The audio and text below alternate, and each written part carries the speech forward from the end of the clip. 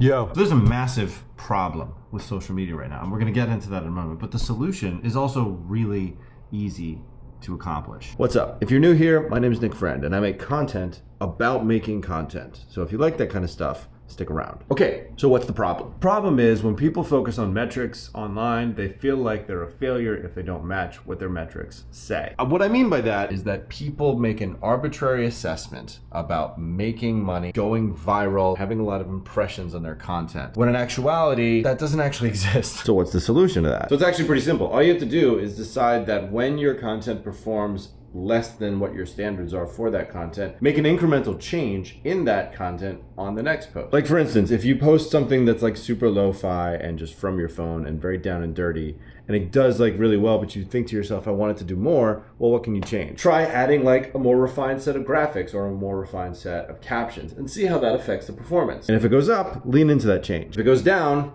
reassess and try something new again. But here's the most important thing. All metrics are good metrics. There's no such thing as a bad metric. If you don't like the result of a piece of content, learn from that. Take that lack of performance into account on your next post. Every single data point attached to your content is something to learn from. It's not something to be discouraged by. It's something to be encouraged by because it gives you action items to move forward in your next set of content.